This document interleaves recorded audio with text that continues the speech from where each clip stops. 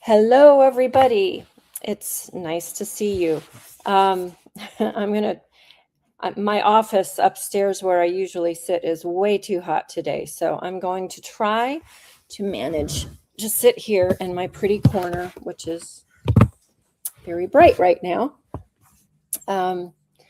Anyway, today's show, I am bringing back my friend Steve Campbell. We've talked a couple of times, and I think it might have even been 2 years ago. I'm not sure now.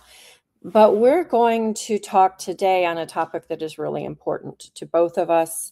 And I know it's important to you as well, because if you're here, it must be something that you're thinking about. But first, let's talk about from table to temple. There we go. The event coming up at Melvin's Farm to Fork store, the Montgomery Family Farm, April 24th and 25th. I sound like a broken record, so forgive me, but this is going to be a really wonderful event. I've absolutely no doubt. It always has been in the past, and we've changed up things a little bit this year. So we're starting with opening up exhibits at 4 o'clock on Friday afternoon. And then we're going to have dinner, we're going to have a talk, and then we're going to have bluegrass music. So it's going to be a wonderful time. And then all day Saturday, we will have really good speakers, including Kim Furman and Megan Sanctuary, the Montgomerys. I can't even think of who all else. But anyway, all day Saturday. And then we'll wrap up, I think, at 6 p.m. on Saturday, after a very eventful and encouraging day. All right, so I'm going to bring on Steve. Hey, Steve. Oops, wait, it would help if I unmuted you. How about that? Thank you. Yes. It's been 2 years, and it just doesn't seem like it had been that long ago. It doesn't, but when I think about it, it probably has been. I know that we were on together after an Acres USA conference. Yep, there you go. Oh, I should have my Fairchild's vinegar. Okay, I'm going to go get my Fairchild's vinegar. I have it right over here. My house isn't too messy right now, so everyone, here we go. I got it. I'm going to sit back down. Okay. There we go. Fairchild's. I love this vinegar. And I love it because of a couple of reasons, and Steve can enlighten us a little bit more. But this, unlike most vinegars, is made with the whole apple, right? Different than other vinegars, which is usually just the juice, the apple cider. Juice or juice concentrate. Mm-hmm. Okay. The big manufacturers, small people, they're going to use the whole apple. Okay. And this is whole apple, so it has more nutrients in it, and it's not diluted to 4%. It is 6%. So it is a little bit. Well, most of the ones you find in the store, they're 5%. What they dilute it to. Okay. When Roger Fairchild used to supply Bragg, he would always send down 6% or more, and they always watered it down to 5%. Okay. But he no longer supplies them. Right. And so now it's being marketed as Fairchild's, and we'll put a link. I didn't think to ask Erin to do that, and she's on a Zoom call right now, but we'll get a link up for that. You introduced that to me 3 or 4 years ago, probably more like 4. And I've been using it ever since, and I'm very pleased with it. So anyway, there's our plug for the day, Fairchild's, and it's a good one. I may have to change locations here. But today we have a topic that we often touch on, and we're going to delve in a little bit more deeply today. That being just say no, prevention over pharma, pharma with harm, pharma harm. We highlighted the harm part of pharma because it does actually cause a good deal of harm. I only know of one pharmaceutical that doesn't, and that is low dose naltrexone. Vivid dreams is the only side effect there. But we want to talk about preventing illness instead of being sick. And with that, we'll talk about a couple of things. We live in a society that lives in fear of cancer, but doesn't fear the foods and products that have been proven to cause cancer. And in our talk today, we're not going to just talk about food itself, but even how food is produced, the ground it's grown on, even the water and all of the terrible things that are in the water supply. I guess that before we really get rolling, though, Steve, I should let you introduce yourself so that those who don't already know you can understand where you're coming from. Well, again, my name is Steve Campbell. I live out in Idaho my whole life, kind of an inquiring mind my whole life, prevention my whole life. That you have problems, it's like, okay, how do you fix that? How do you not have that problem again, whether it was with trucks and breakdowns and tire problems, or it was cattle on the ranch and we don't want to get pink eye, foot rot, scours. We got to get the pH of the mammal higher to prevent disease, internal, external parasites. How do these things work in the soil, in plants, in humans, and in animals? They're all parallel train tracks is what I've found. Yeah, indeed. And when it comes to human health and animal health as well, this is the mode that most people go to. In agriculture, we start with the agricultural chemicals, but once we get through the animals and then to the people, people's answer is always pills and surgery or more chemicals. It's rarely that lifestyle change, and that is so critical to understand that maybe we need to rethink what we're doing to this. We're supposed to be stewards of the earth. So if I say when we think about how we're treating the earth, that can sound sort of woo-woo and new agey and all of that. I don't think it does so much anymore, though, because people are waking up to the reality that how food is produced and how we treat the land and how we steward or don't steward the earth has everything to do with the health of, yes, the planet, but also the people, the soil, the plants, the animals, and all the way up through the people. And so we really need to be thinking about making some major shifts, don't we? What are some things you've seen in the agricultural world? Are you talking about soil or animals? Where do you want to start? Let's The start soil? with the soil, because that's where it starts.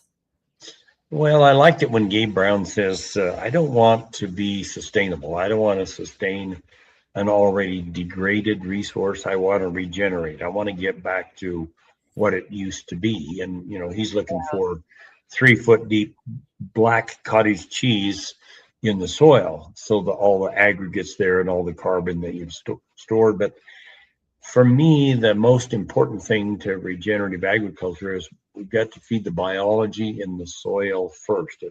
If we do that, the soil will work for us. If we don't do that, we'll have to work for our dirt.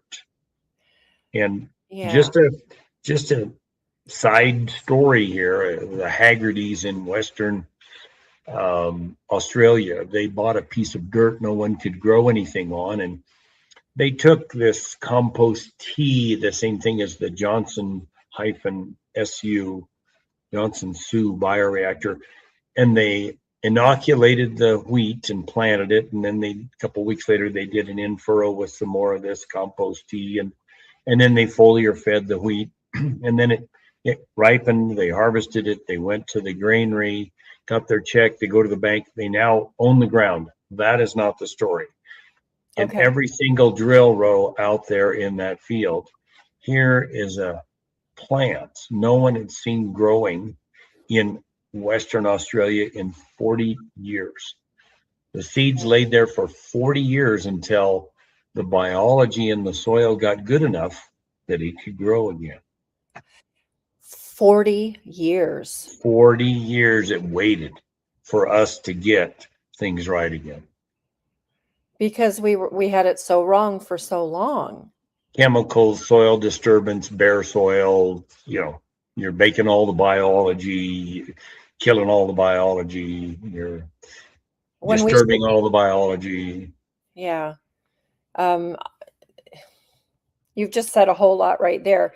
Yes, the chemicals kill the biology, destroy the biology, and poison the biology and us and everything that it touches. Tilling destroys the biology.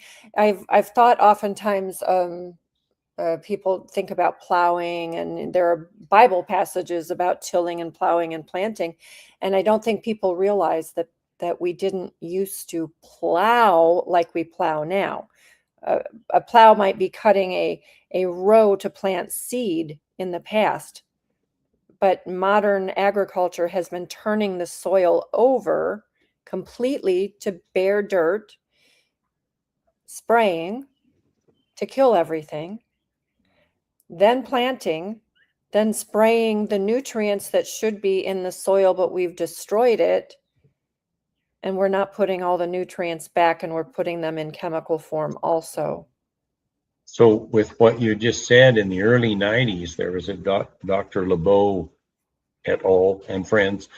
They did a study and they found that for every dollar you spent on supplements, well, why would you and I buy supplements? Well, we would realize that, hey, these things are no longer in our food. We're going to need some zinc or copper or selenium or whatever it might be. We're going to go buy that supplement because we need them to stay healthy and they're not in our food.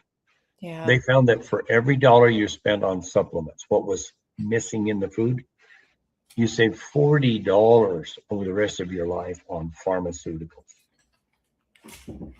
Okay, that You is spend really $1 on what should be in our food.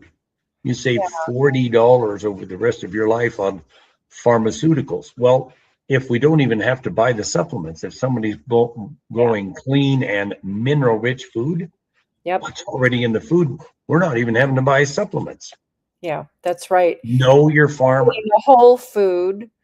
And because I've interviewed Morley Robbins twice and had him on as a Q&A once too, and we talked a lot about, you can have the minerals even, but if you don't have the vitamins, you're not going to take them in and all of that. But our soil doesn't have any of that typically.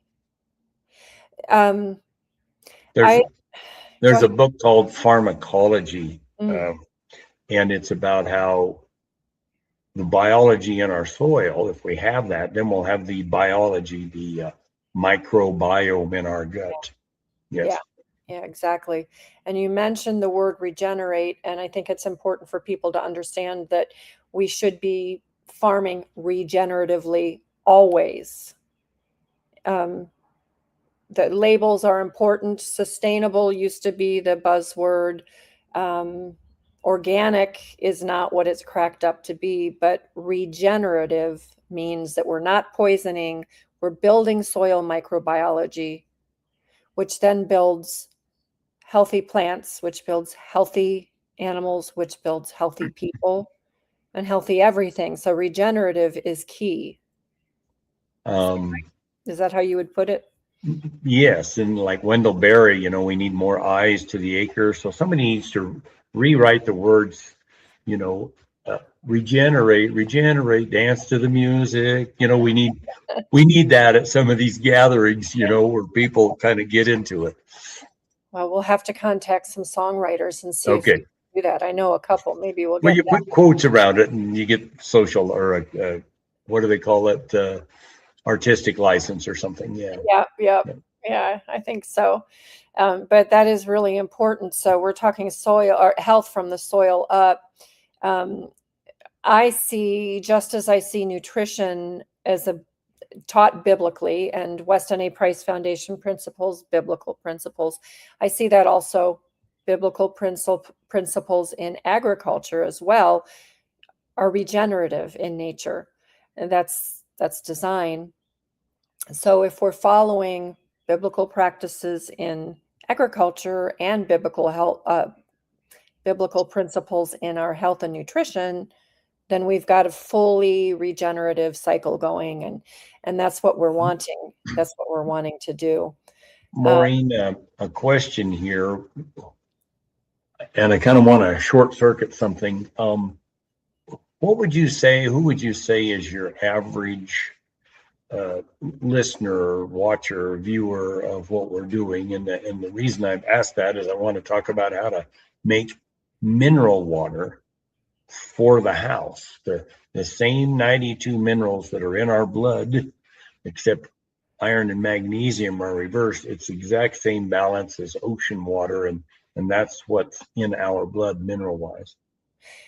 Can we achieve that by just adding whole salt to our water, which is something we do at this house every day? Well, yes, that's where I wanted to go. If you put salt on your food, 20% bioavailable. If you were to foliar feed your garden or your pastures, 90% bioavailable. But if, bear with me, if this were a quart of water and we put a teaspoon of sea salt in there, Yeah. Redmond real salt, whatever, and then you leave it set for 2.5 or 3 hours, and then you get another container and you very carefully pour until the cloud gets up close to the lid, throw that sediment away, and adults should be drinking at least a pint of this mineral water every day. Middle of the summer, you're out working, drink a quart, whatnot, but a pint every day would be getting exactly the same minerals as ocean water in exactly the same balance, except iron and magnesium are reversed. And how powerful that is, Maynard Murray in his book, Sea Energy Agriculture, they took a dog, took out 90% of the blood, put in ocean water, and the dog lived. Whoa, that is incredible. Yeah. So, I mean, when you can't do these other things, if you want to start today, mineral water, I mean, there's a ton of stories, but mineral water, 1 teaspoon in a quart, 2.5 hours later, don't shake it up, very carefully pour it off, throw away the sediment, drink the clear stuff. What is in the sediment? Out of balance minerals. Okay. Anything that's not balance would be in the bottom. And so like, ocean water's 3.5% sodium chloride. So if watching my finger, here's the mineral content of your water, and then you put the minerals in, the sea salt, and you've got this S curve, and then it levels out. 90 of the 92 level out after about 2.5 to 3 hours. The only two that keep going up are sodium and chloride. It gets very salty. 2.5 or 3 hours later, decant without stirring it up. That is okay. So I'm going to tell you what I do every day for my husband. I do take some electrolytes myself, and I salt liberally, but not the salt water. Mineral water. Okay. Mineral water. Okay. George takes in about a quart of water. I use structured water and 2 teaspoons of Redmond salt and 1 scoop of electrolytes. And he just takes that, and he sips on it all day long. Mm-hmm. So he might not start sipping on it for a couple of hours, and it's just sitting in his truck or sitting wherever he's working. And then when he comes home, there still is a little bit left in the bottom, and it always has sediment. So I'm assuming that he's accomplishing essentially the same thing, and he needs more of the salt and the trace minerals than most people, which is why we do so much. Mm-hmm. I used to even fill salt capsules for him, veg caps. I used to fill them with Celtic sea salt, but this is what we do now, and it helps him a lot. But it's essentially accomplishing, I think, the same thing. He's not shaking it up. Good. I think I shake it once and then send him out. You've got to have some fresh water during the day. So there we go. But and he does. I don't want to get too bogged down in just this, but today you can make a difference in your health if all you would do is make the mineral water. Yeah. And it can't be with chlorinated water from. Actually, it could be. It could be. Aaron Elison from Redmond, one time I went by the booth and he said, well, you have to start out with clean water. And I go, it could be really high on arsenic.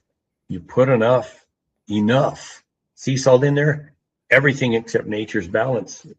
That one, you don't want to leave it go too long. Okay. Yeah. But everything except nature's balance is going to be in the bottom. It'll drive the excess chlorine, fluorine, whatever. The top part will be nature's balance. Wow. I didn't know that. That's really interesting. Now I do know also that with structured water I'm not promoting fluoridated water. I think we can, that's a given. I think we're all on board with that. But Okay. yeah, I've read that structuring the water also makes those compounds non-absorbable, but I don't know. Yeah. I don't know. It absolutely helps. Okay. But if the minerals aren't in there, you don't have them. So Okay. highly recommend. Of all of the things I talk about epigenetic wise for livestock, if people do that one thing, it's like, okay, what other stories you got? Because that really worked. Wow. But let's move on. Okay. Yeah. I do, by the way, use Redmond on the garden, and I put it in the animals' water. And I also yesterday added this to the chicken water. So that's also helpful. So if we stop creating a bare soil, if we stop turning over the soil and killing the microbes that way, and stop putting the chemicals on, but start to produce regeneratively. And then I think animals are a big part of that as well, actually. And that's very easily provable. Rotating pasture, rotating animals, just like Joel Salatin has done, and you do. And I think it's really useful to include the animals in the cycle of regenerating the soil. I think you agree on that one, right? 100%. Yeah. And then, and we did this on our farm. I have probably talked about this before, but on our last farm where we were for 17 years, it was bare, hard packed soil. It grew thistle and purslane and dandelions with deep roots. But we put up fences. I put out hay and animals. And within a year, the soil was producing grasses. Within 2 years, more and more, and within 3 years, then we had an abundant pasture that produced really wonderful food. And by the end of 17 years, it was absolutely fantastic. But we were using these regenerative principles, including utilizing animals on the pasture to produce our food. And we even did that in the garden. So now we've got healthier soil. We've got microbes that are living and that are they're consuming toxins and they're producing nutrients for plants, right? And then we have animals eating. Okay. A little sidestep. This is an appropriate sidestep for right at the moment, I believe. You mentioned epigenetics. And as we're talking about regenerating the soil, you can't take sick animals and just put them out there and expect them to reproduce and be healthy and strong. It takes a couple of generations, doesn't it? It does, and that clean, mineral-rich intrauterine environment is there. We need to put more emphasis on that. We've been, as they say, putting the emphasis on the wrong syllable. Each generation of cooked diet, Pottinger's cats, took 3 generations of raw diet to get the health back. So if we've been farming not according to biology, it's going to take a while to get that back. But Gabe says, you do about 3 cover crops before you plant whatever you're going to have for your perennial. You'll have pumped enough carbon in there. You'll get a good start, and that grass will get going a whole lot quicker. Okay. And carbon is important, and certain plants sequester carbon, other plants sequester nitrogen. Let's explore. Why you say that, that one of Gabe's deals, having a living root as long as possible. If you've got living roots, when everybody else is stirring dirt and putting carbon in the air, They're giving you their free carbon so that your living roots are going to put in your soil. Wow. Okay, so Right. let's no, there's so much. I mean, I could talk about this all day. I love it. You could too. But let's talk about just this regular person's experience. Say we've got like I've got gardens and I've got chickens. How can we convert that? And by the way, Pottinger's cats, he found that if he continued feeding after 3 generations, there were no more generations. Yes, by the 4th generation, they couldn't reproduce. Yes. Yeah. Of the cooked diet. Of the cooked diet. And we can say the same about the human diet, not that whether or not it's cooked, but whether or not we're eating real food that is produced appropriately, properly. Okay. If you can find the one, the slide that right in the middle, it shows how much of our dollar goes to health care, or after you get sick care, is what I call it. Okay, so that one, as we were talking before, an ounce of prevention, these people buying these supplements, they realize, hey, it's no longer in there. An ounce of prevention is worth a pound of after you get sick care. Yeah. In 1960, what we were spending on food versus after you get sick care versus today, they have more than totally reversed, because we aren't paying attention to what would regenerate our health. You're spending all this money on after you get sick care, which is just a pill, a Band-Aid, or whatever. It isn't actually getting you healthy again. So right. And I know there's another chart in here somewhere that might be what you were thinking of. no, you had it up there. It was that one where just the blue just kept getting bigger and bigger. Yeah. So it is this one. Yeah. There you go. Yeah. And it's kind of hard to read, but maybe people can go back later on and see how much that after you get sick care has grown, because we don't pay attention to what we put in our bodies. And it's really annoying that people call the hospital and doctor and medical system healthcare, because it's not healthcare at all. Even the supplement industry is largely sick care. There's certainly a degree of preventative care as well, but the best medicine is the same as the best prevention, and that's food that's real food and properly raised. So not this.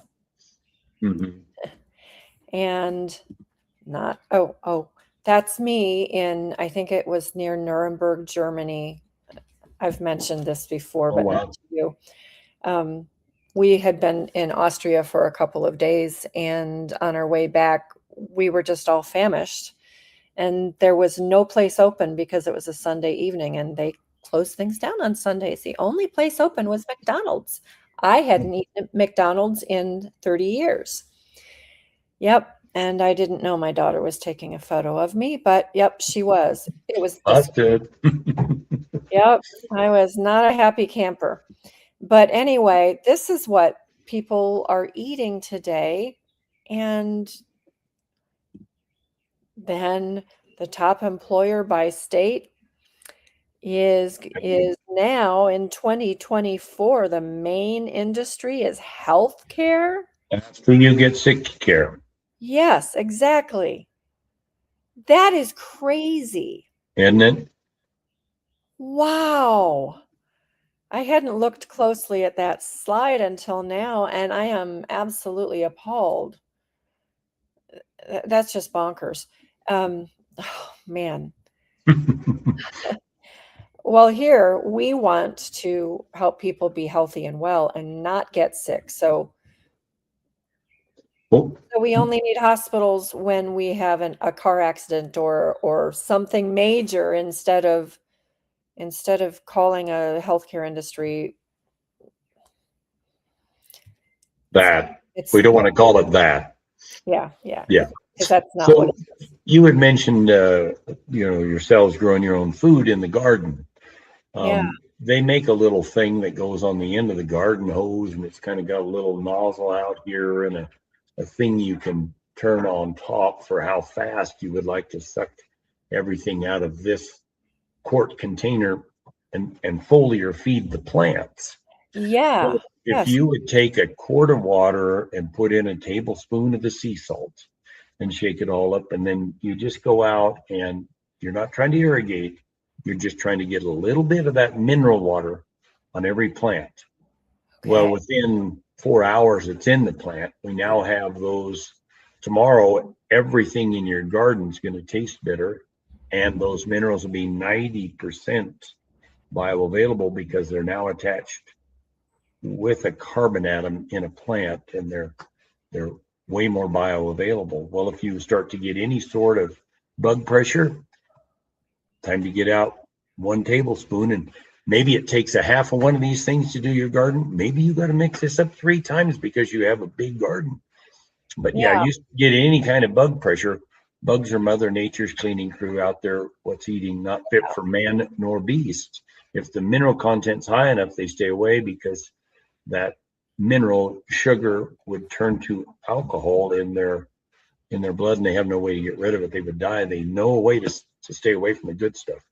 Yeah. And having mineral rich, healthy plants creates a stronger magnetic field, electromagnetic field that repels. So that's a whole nother rabbit hole to go down, but that's the truth. So the bugs are there. I was actually just showing one of our grandsons this a couple of hours ago before we came on. We have a tree stump, and the tree died probably 5 years ago. We had it cut down, and the stump is just disintegrating. It's being consumed by bugs that are doing their job. They're breaking it down into soil.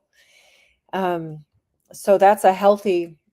I don't want to kill the bugs, whether they're ants or whatever. I don't want to kill them. I want them to continue to do the job. But the point is that that's why we have parasites, internal parasites, maybe to clean up toxic metals within the body.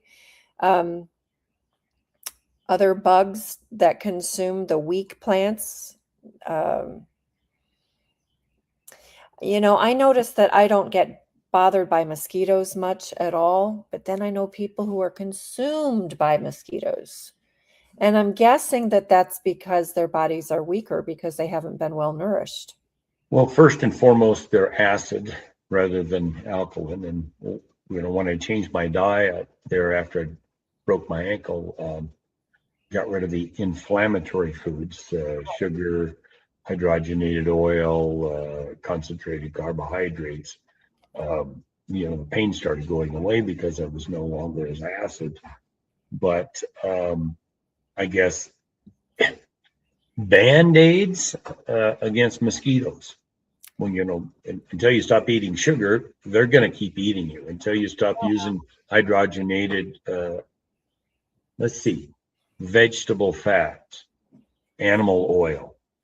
They're all fats, but we had to call them something different.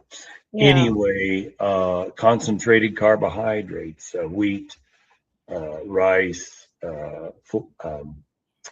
potatoes, things like that. High water content vegetables, all you want, but the others, and especially the older we get, we don't need them because we're less active. But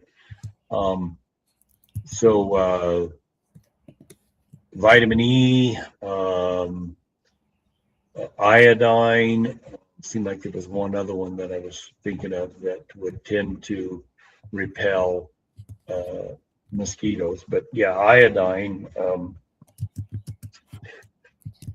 There are some people that they're more acid than others. There are some cows that are more acid than others. The ones that are acid, they have all the flies.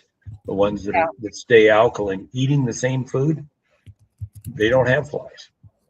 They're all eating the same food. Well, a good gland system. So there are very few 6'8" spry old men.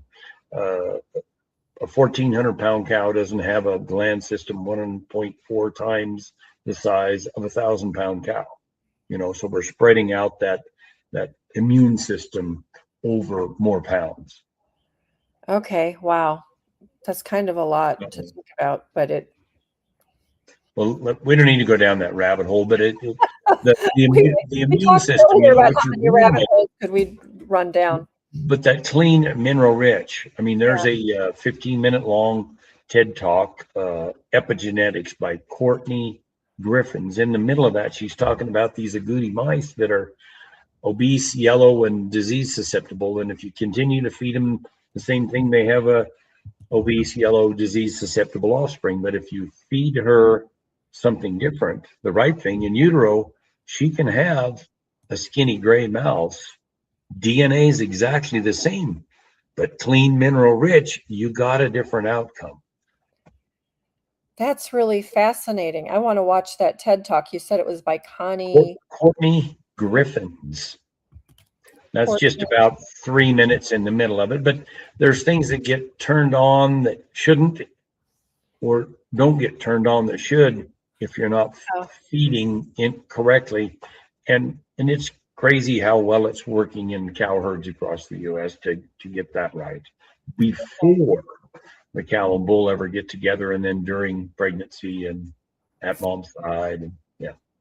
So straight genetics is not the whole answer, but because the genetics can be identical in between two creatures, but if one, well, this is Pottinger's cats. If one is properly cared for and fed, whether it be animal or plant or person, and the other is fed, well, how about stuff like this? How about all that sugar? The Pottinger's Cats, if no one has ever read it, I would suggest not reading it. Read Pottinger's Prophecy, which was written about 70 years later, 3 authors, and they're going to say, you remember what Pottinger was saying? And they'll tell you that part. Well, look at how it's played out in humans in the last 70 years. Yep. That's the best book. That is a good book. Yeah, that's the best lay person. All my fingers are pointing at me. The best lay person's book on how epigenetics works in humans, Yeah. in livestock, in soils. Yeah, I've got a link for that book on our resource page. So if anyone wants to take a look at that, just go to godsgoodtable.com to the resource page, and you'll find that under the book section. But that's one that I recommend all the time because it really does explain everything that we're talking about. But moving on, I've got a bunch of slides here, mostly that you sent me. But let's talk about what we've done to ourselves by not obeying the proper laws of nature. Okay, that's the use of glyphosate and celiac disease. We don't have gluten intolerance. We have a glyphosate intolerance. Yep. Pure and simple. Yeah. Exactly. And then this is also, I think, affecting our guts and. Well, the number of vaccines and then the different diseases, the fewer the vaccines, the fewer diseases. I think there's another one that shows how many shots we were giving before the 1986 act that removed all what do you call it? All legal responsibility, legal. Yeah, to the pharma. Yep. pHARMa.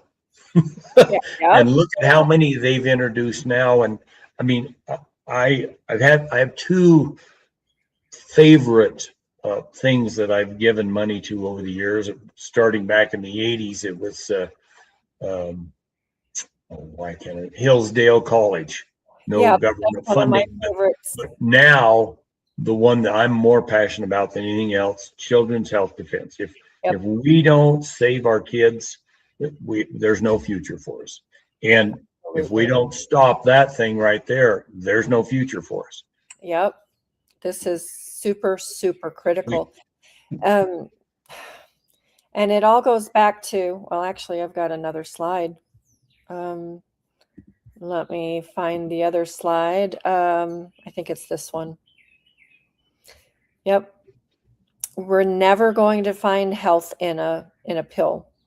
And immunity will never 100%. be found in a needle. You aren't sick because you have a pharmaceutical deficiency.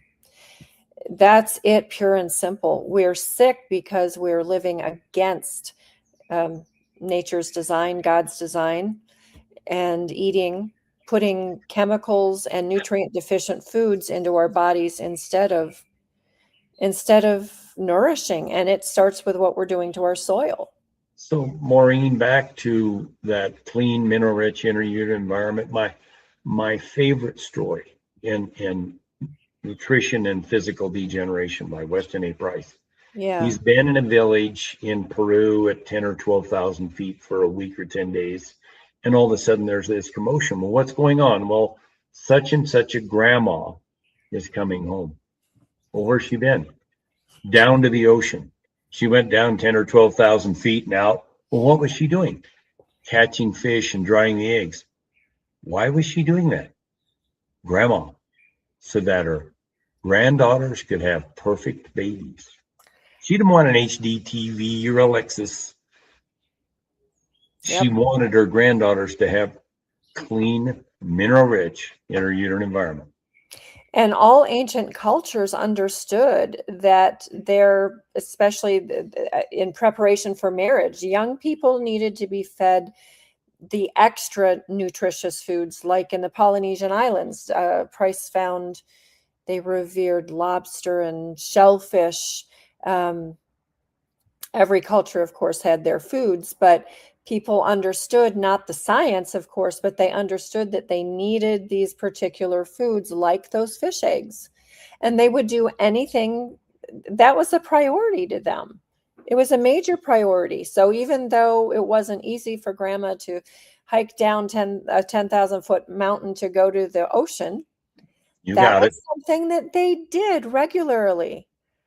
There's nothing more important today for me to do, or for this month, than to walk down 12,000 feet and do this and walk back up 12,000 feet. And just think about how grandma could do that. Oh, well, okay. So we all know people that are 80 that look 50 and 50 that look 80. Oh, yeah. God intended us for it to be that 80-year-old that what we think looks 50. That's what God intended for us to look like. I absolutely agree. I'm not going to talk about myself here, but I've tried to reverse the downward slide for my family, and now our grandchildren are the second generation of eating well, because I grew up eating a total crap diet. My mother grew up eating a total crap diet. Her mother grew up eating a really good diet, but then supermarkets became a thing in the 1930s and 40s, and canned food and frozen food and all of that stuff. How far off the reservation can I get here? Oh, So, Maureen, I'm looking at your jawline and how square it is. Okay, you don't have a second chin. I used to fly a lot until I got mad at what they were doing to us back in 2000, and I quit. I drive everywhere. Yeah. But I looked at a lot of people in an airport, and you would rarely see an 80-year-old that didn't have a square jaw. But more 70, 60, 50. I'd see skinny 20-year-old boys and girls that already had a second chin, a double chin. Yeah. But the reason that you have a square jaw was your mother denied herself some of the fun things, what diseases of civilization, the modern processed food. She must have denied herself something to wind up with that square jaw. So thank your mother for doing that. It's funny you say that, because she fed us not well, but she was a coupon clipper. There were 6 kids, 1 income, which was pretty normal. But how often did you drink raw milk? How often did you get liver back then? We didn't. We got liver sometimes, but what we didn't get was soda and sugary garbage. Those Bingo. things that they didn't. We couldn't afford them. And I think my mother did understand that they weren't good for us. So we didn't have much of that at all. We did this was a compliment. Now don't try to screw this up. know, I'm just Okay. thinking through here. Okay, so maybe my mom did better than I thought she did. Okay. Okay. But when I'm writing my book, okay, I'm Okay. writing. I've always talked about it. I'm actually writing, and right now I'm writing about going back to the time of my grandmother who grew up on a farm in rural Wisconsin. They had raw milk, they had gardens, they ate their own, they produced most of their own food. Now they did, I'm sure, sugar, and she would have probably been eating some canned foods by then. I don't know, but raw milk definitely, because they had a farm, and she grew up with all the good things. But then when canned foods, processed foods, and supermarkets came on the scene, that was the next big thing, and people Well, gravitated to that. And mhm. so I always think I try to understand my grandmother's thinking. What was going through her mind? And I think it was just that this was popular, this was new, this was exciting, and so she started cooking with processed foods. Well, uh, back when I kind of first started down this trail, my generation, my grandmothers would have been born in about 1900. And the expression was, if your grandmother wouldn't recognize it as a food, you shouldn't be eating it. That is a good way of looking at things. However, now we the younger generations have to go even further back. But um, And when you're cooking for the grandkids, when you look at nourishing traditions, and why you're doing these things, it's just like, and this is really good food, Mary or Timmy or whatever. This yeah, is food now. This is food right here. I'm going to give a shout out right now to some people who are watching us, and that is my friend Miranda and her children down in Kentucky. And I'm sure it's okay for me to say that Miranda grew up on the standard American diet, but she and her brother would come to our house, and they got raw milk, and they got meat that we raised, and fresh vegetables, and all of that. And now Miranda and her husband Aaron are raising their kids, their four beautiful kids, on real food. Great. So Miranda is turning back the wheels, the hands of time as well, and reclaiming what was lost so long ago. This wasn't how her mom brought them up. It wasn't how her mom was brought up. And actually, even when we think about Dr. Price's photographs, and friends, if you haven't seen Dr. Price's photographs, I have them in some of my presentations and here and there. Weston A. Price Foundation, westonaprice.org, has a lot of his pictures. Price Pottinger. When you look at his pictures, you don't see narrow faces. You don't see crooked teeth. You see these beautiful wide faces and straight teeth. So, sorry, squirrel, just because that's what I talk about. The width of a cow's muzzle. Think about what you're just saying about humans. The Yeah. width of a cow's muzzle is approximately equal to the width of the pin bones, and the pelvic open, and those are 80 to 90% as wide as the pelvic opening. Well, in humans, with what you just said, now I'm going to get in trouble. You got skinny faces. We wonder why there's so many cesareans. Yep. It works the same way in humans as it works in cows. Uh-oh, it's out Exactly. there in public now. It absolutely does. And my mom's face was narrow, and my face is not as wide as I'd like it to be, and I had crowded teeth and well, braces and well, all of you're one that. half each of your parents. Yeah, it's funny because my dad, who was a very handsome man, he grew up in a very poor family. His dad was a philanderer and didn't take care of his family. He'd come home and make another baby, and my poor grandmother then had to work a full-time job to support them. So they didn't have much money, but what they had were my dad's father's parents, my great-grandparents. They didn't have a farm, but they had a garden. And my dad worked in that garden with his grandfather. And they managed to eat they weren't using chemicals in the garden. They didn't have chemicals for the garden at that time. So he ate a good diet, and he ate butter. My mother fed us Mhm. margarine, but my dad ate butter. So while we're right there on butter, all the bad stuff, pesticides, herbicides, antibiotics, toxins, and hormones have an affinity for the fat. First place to clean up your diet, organic fats. You got to get the count chemicals, not calories. You got to get all those toxins out. Yeah, you do. And there are ways of getting, we'll have to do another show sometime about fasting and detoxifying. We've touched on that in the past, but I should do a deep dive into that in the future.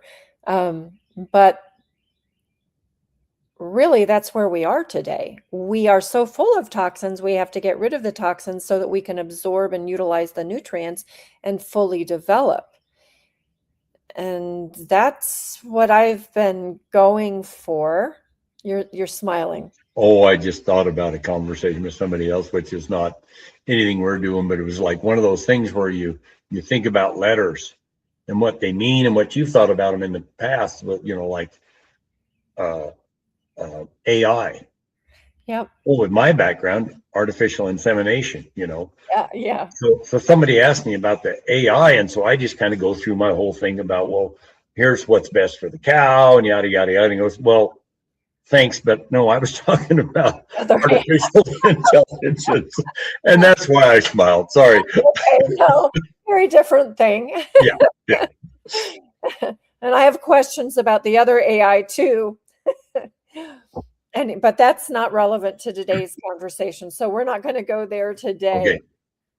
No. But I think that what's important, I'm going to just run through a couple of these slides. Things that we don't think about, haven't thought about for the last 60 or 70 years, obesity being one of those problems that we have today.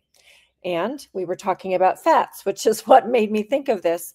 We've swapped out animal fats for seed oils, which are not food. We've swapped out real food, real God-given food, for ultra-processed junk. So right there, ultra processed food, that would be similar to cooked meat and milk for those cats. Yes. Bingo. So back Right to there. Pottinger's cats. Yeah, Exactly. And kibble. But cats and dogs and animals, they don't eat cooked food, and they eat real whole food. They don't eat cooked food naturally. And the stuff that we give our animals is like what we put into our bodies now, ultra processed junk, devoid of nutrients and full of toxins. We have swapped out cooking for convenience, and man, that is so true, isn't it? Mm-hmm. I So watch, oh, the next one there, outdoors for indoors. I remember as kids, it's like, you boys go outside and find something to do. You're just rolling around my feet here. I just get yeah, outside and enjoy the air, but get out of the house. yep. Not why don't you go spend 2 more hours watching TV? Get outside. Yeah, and now we're putting devices into the hands of babies. Oh, I hate it. Every time I see it, I want to go snag it out of a child's hand and say, Mom, don't do this to your kid. Yeah, we grew up bicycle riding, taking walks, playing ball, catching butterflies, identifying plants, all kinds of stuff, but not being indoors in front of a screen. My mom always kicked us out every summer, and we used to get mad. Why can't we come inside? Go outside. Anyway, yeah, we've swapped real play for video games. We've swapped animal-based for plant-based diets. Now that's kind of toning down now. We're kind of coming back around to where people are starting to understand more that we do actually need animal foods, but there still is a large segment of our culture that is still clinging to that vegan, that idea that we don't need animal foods. And man, is that ever off base? Mm-hmm. We're designed to eat an omnivorous diet, so not just animals. I have a little bit of an issue too with people who are carnivore, just straight carnivore for years and years and years, because I do think we need plant foods as well, and in particular fermented plant foods. I keep seeing a commercial lately on YouTube with the Robins Diet for a Healthy America, Diet for a New Planet. What was his name? The son of the Baskin Robbins empire, who became Oh, vegan, and then his son, I can't say his name right now. I can't either, but I know who you're talking about. Yeah, and when I see the son is making this plea to come back to, his father's teachings or whatever, and I look at him and he's skinny, skinny, skinny, and he doesn't look well developed. He's also an only child, I believe. But you can't reproduce healthy children generation after generation on a plant-based diet. Just can't do it. We need the animal foods, including organ meats and animal fats. We swapped protein for refined carbohydrates. Now that is a big one. And that photo that I showed back there, the woman chomping on a burger or something. Hey, I love a good burger, but it's a real burger and it's not on white bread. And I just get it wrapped in lettuce anymore. Get yeah, the I do too. patties Although wrapped in lettuce. Yeah. I really do miss the bun, but my body can't handle it. And I don't want to put the toxins in, so I don't. The full fat for low fat. But this last thing is we've swapped ancestral wisdom for modern advice. Isn't that so true? And that's Hmm. exactly what Weston A. Price the message he was trying to get across to us. And that we try here to do the same. Um, Weston A. Price saw that his ancient cultures really revered animal foods and whole foods. They, of course, didn't have access to the ultra processed foods anyway, but they were super healthy and strong and resilient. Not that they never got sick or never had an issue, but I um, want to plug Pottinger's cat or yeah, prophecy again. I can't stress that enough. If you yeah, want to hear, you want to know how that's played out in humans in the 70 years or now 80 since Pottinger, yeah, that's the book. yeah, because he was 1950s. No, yeah, Well, he went around the world in the 30s, and the book came out in the 40s. But yeah, yeah, okay. yeah. Yeah, I definitely think that that is an absolutely wonderful book that actually if I had had access or knew about it sooner, I would have had my kids read it. I'd had the older kids when they were Oh, homeschooling, they had to read Nutrition and Physical Degeneration. The last couple of kids, I didn't do that and I regret it. But at any rate, Pottinger's prophecy really explains that beautifully anyway. So I was thinking Weston Price, and you were talking Pottinger, and you could be right on the dates, 40s and 50s. yeah, Price was the 30s going around the world. Yeah. yes, that was him. Yep. And Pottinger, I think, was the 50s, but I'd have to look back at my book for the copyright. I don't recall. I'm not going to swear to it, but he kind of piggybacked on Price's work, but with that very interesting model of taking the cats with a gastric system that's not unlike our own and fast generational cycles so that he could Hmm. really easily see and demonstrate how food affected the health and well-being of the cats. So it correlates obviously to what we experience now. Um, I want to make sure I get all of these charts in. I know we looked at that and that and that. Um, I think we can come to this slide. When you buy It's 4 o'clock. when you buy from it's 4 o'clock. You may have heard that. When you buy from a small business, you're not helping a CEO buy a third holiday home. You're helping a little girl get dance lessons, a little boy his team jersey, um, on and on. But the point of this is not so much just buying local. It's buying good quality local, not just local. If you can't grow your food yourself, then find a small farmer or producer who does. And I'll put a plug in actually here for Miranda again. She's still there. Um, Thank you, Miranda. She provides her community with kombucha, with chime in here with kombucha, with bread, but I know with more than just that. Two of my daughters have sourdough bread baking businesses. One of them is just thriving. The other one is on baby break right now. But Talking about bread, there is an outfit, I think it's called Our Father's Food, and I think they grind the wheat. Of course, they want clean. It doesn't have to be organic, but no yeah, chemicals. And they grind it in 5 stages where it never gets hot. People that are gluten intolerant, they can eat that. I know who you're talking about. They actually gave me some of their flour to try several years ago and wanted me to promote it. I just don't have a problem with grinding your grain fresh, and Mhm, I mhm, still think that it needs to be fermented for the anti-nutrients to mhm, neutralize the mhm. anti-nutrients. So yes, well, Sue Becker makes the same claim that you can just grind your own grain fresh. She doesn't necessarily think it's important to be organic either, and that's going to make bread fine for everybody, but it actually doesn't. So you've mentioned fermented 4 or 5 times. It's Yeah. not rocket science. Heat, moisture, slight acidity, a little bacteria, and time. It's Yep. not hard to do. It is so simple. Whether you're talking kombucha or sauerkraut or Kimchi, bread or kimchi. yogurt, kefir, Yeah, yeah, kefir. exactly. I do the kefir soda. I just say kefir because that's otherwise people look at me with like I'm from another planet.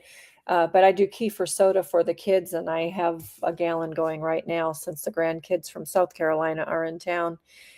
Well, I always have it going anyway because the other grandkids want it. But yeah, the culturing and fermenting is super easy and 100% natural and wholesome and good. And it's what people around the world used to always do to preserve things, or it just happens. A lot of it happens on its own. Grape juice ferments into wine on its own, um, and eventually vinegar. Um, but in times of old, they didn't have refrigeration. So people turned to drying and fermenting, primarily salting and fat curing as well. Um, Not canning, not freezing You because they didn't know, have access. a layer of fat on a liquid.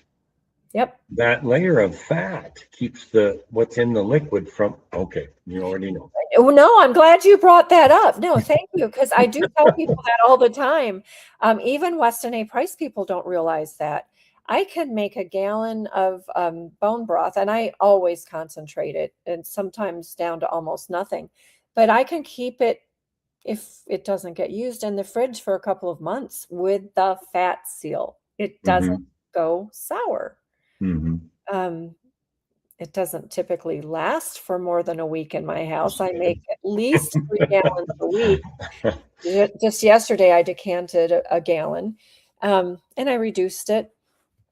But fat seal, you don't want to toss the fat either because it contains the nutrients to help you absorb the fat soluble nutrients so that you can absorb the minerals, which we started out talking about. So that's super important as well.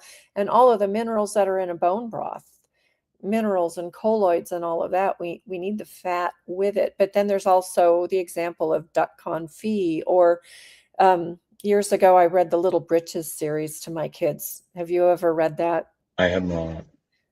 Well, it's a good series, and it starts out, Little Britches, Father and I were ranchers. That's the first of the 6 books.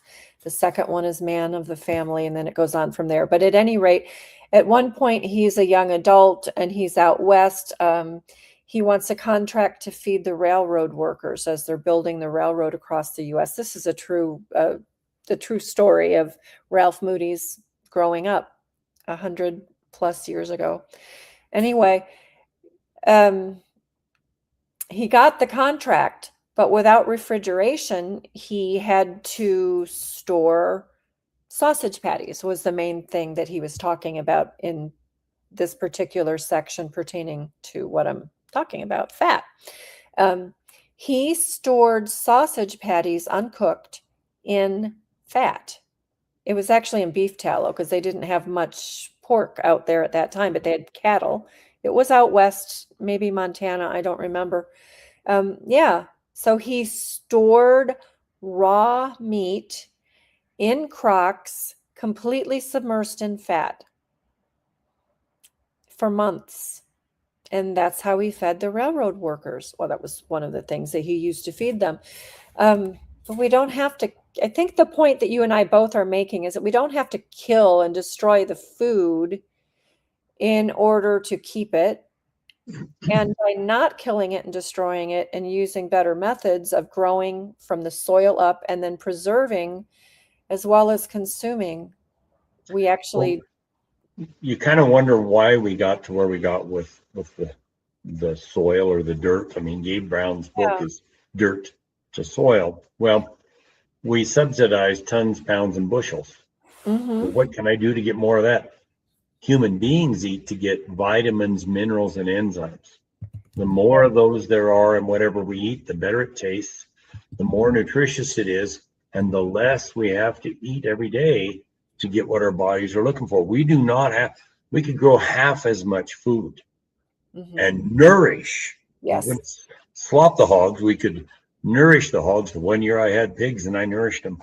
I have never tasted animal protein that flavorful in my life. I could never make grass-finished beef taste as good as that nourished pastured pork.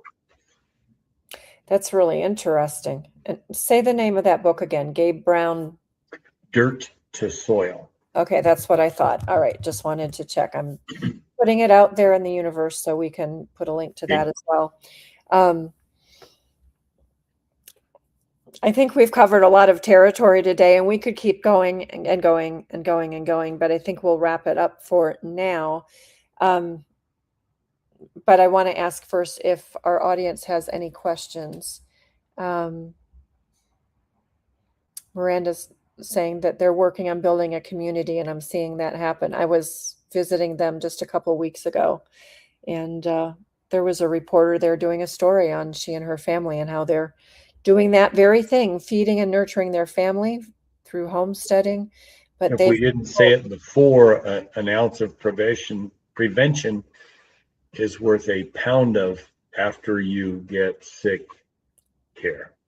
So we want to but we're starting from the ground up, the microbes in the soil all the way through to the people. We have to prevent by building strong bodies, and that starts with healthy soil. And then we're not going to have the degree of sickness or the frequency of sickness. It's not that we'll never get sick. I don't ever want anyone to think that I'm saying that we will never get sick, but what we will have is we'll get less sick, less frequently, and we'll have resilience so that we can usually get over things. They found, I don't remember how many years ago it was, that kids who had to go through the measles. Yeah. You strengthen your immune system by going through the measles. They were 60% less likely to get cancer later on in life. Yep. And I think there's one particular cancer, and I don't remember what it is, but that is an excellent example. I think of that often and frequently mention that we are designed to go through, in particular, childhood illnesses. And let's just go back to those slides.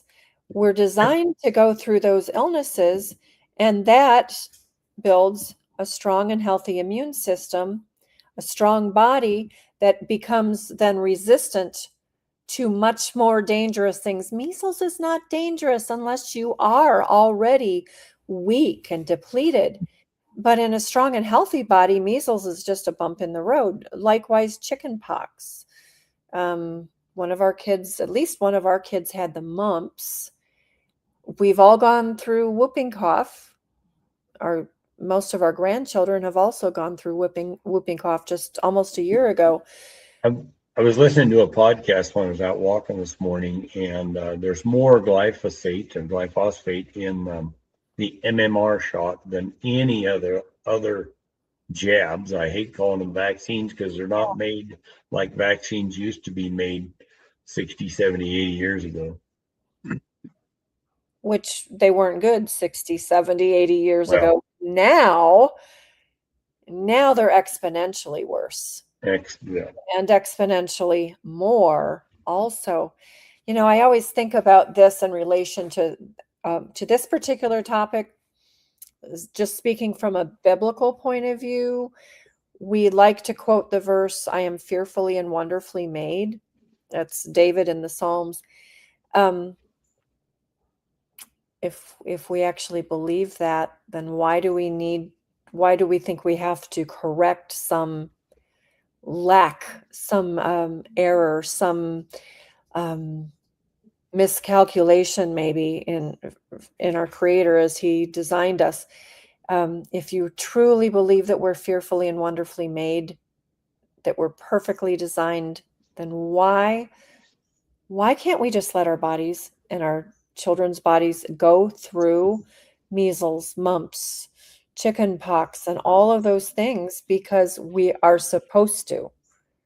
It's okay. In a well-nurtured body, built from the soil up, hey, and that includes going outside and digging in the dirt, right? I remember one mom, and Miranda, who's watching, will remember this too, probably. One mom from our church, kind of the perfect family, always dressed in nice clothes, always clean and proper. We were at a homeschool co-op event one day, and the two little boys had like trucks, toy trucks that they were playing with. The trucks were meticulous. And one of the boys said something about wanting to take the truck outside, and the mama said, "No, no, no, it'll get dirty." She didn't even let her kids, her little boys, take their trucks outside and play in the dirt.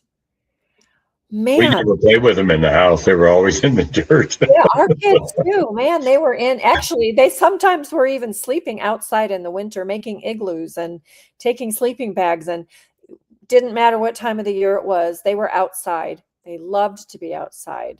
We were sledding, skiing, hiking, walking, on and on, butchering chickens, um, digging in the garden, and all of that stuff. But our kids were always outside. And my grandchildren are outside far more than they're inside. They love to be outside. Naturally, they love to be outside in the sunshine. And parents of young kids, of babies, don't put shoes on your babies. It doesn't allow the foot to grow and to expand and grow properly. So no wonder we have plantar fasciitis and all of these other things, because we are taking our babies, we're injecting them, we're giving them baby food and bottles, and we're cramping their feet in tight shoes. We're not letting them go outside and play in the sunshine, the fresh air, and the dirt. And then we're bringing them in and we're giving them Kraft macaroni and cheese, or I don't know if hamburger helper is still a thing. I grew up on that, but we're not giving them real food. We're using chemicals in our gardens and in our flower beds. But of course, our kids aren't playing in the dirt, so it doesn't matter, right? The kids aren't helping to plant the flowers because only mama can do that. But my point is, we've come so far away from babyhood on, and from the soil to the table, that we've really destroyed our health. And so, yes, our healthcare system is a sick care system, not a healthcare system. Healthcare is starting from the ground up, building healthy soil, using regenerative practices, consuming plants and animals that are raised on that soil, not tampering with the real food, but keeping it whole and nutritious, and our water the same, as we've already talked about the water. And then let's go outside barefoot in the sunshine without sunglasses, mind you. None of those sunglasses or the lenses that block the various UV rays, because they might be harmful, but they're not. I think that kind of sums it up. Mm-hmm. Do you have anything Thank you. to add? Oh, there's a lot of stories, but I think we probably covered what you and I had visited about Yeah. before we ever planned this thing. You and I have some good conversations, especially when we're both on the road. And I hope, Steve, that that continues for years to come because I really enjoy our friendship and I enjoy learning from you and sharing. I'm very grateful and I'm thankful today for your time. It's a two-way street, and you're most welcome. And hopefully, it'll help some people out there with their journey. Don't forget the Yeah. mineral water for Yep. the human being to drink, and then the mineral water to foliar feed the garden. Yep. Yep. Foliar feed. So it doesn't have to go on the soil in the roots. Foliar feeding is on the leaves. And I've done Right. that on and off, but I was planning this year. Actually, I should give a plug. Just a mist on that foliar feed. You're just a mist on the plants. You're Yeah. not irrigated. Yep. I am going to put a plug for my friend Tom Wofford's. I use this, the 4G organic, I can't read it backwards, organic growth burst. I mix it a tablespoon into a gallon of water. I use it on my house plants once a month, but I use it on my garden plants also, and I will foliar spray that with that feed. So that's a good soil amendment. I think we have a link for that on our resource list as well, 4G. And I've had Tom on before to talk. Have you met Tom? I have not. Okay. Well, I'm sure you'll catch up with One him of at these some point. days. Yep, one of these days. So, all right. Well, I'm going to wrap it up. Steve, I'll come right back to you. Okay. But thank you. You're most welcome. Everyone is grateful. I see lots of gratitude here. God bless you all, and happy Easter. Yeah, that's right. A few more Coming days. right up. Yep. Thank you. All right. So next week is Deidre Bloomquist. I had last week said it was this week and I was mistaken. So I was glad I could bring Steve on. But next week is Deidre Bloomquist. We'll be talking with her about toxic fertility, about infertility issues and how to correct them. She is a functional nutritionist and a few other things too, actually quite a few. So we'll have a good conversation that I'll share with her. I'll pre-record it. So that will be next week. If you have any questions that you'd like for me to ask her, please send them to hello@godsgoodtable.com so that I can ask. I think we're recording on Monday morning or Monday afternoon. So I'll need those questions beforehand. Anyway, we're so grateful again for you to be here to tune in. Please do like and subscribe and share. It helps us tremendously when you do that. And otherwise, don't forget the From Table to Temple, the end of this month coming up in just a few short weeks. All right, I'm going to sign off for now. Thank you for being here again, and we'll see you next time.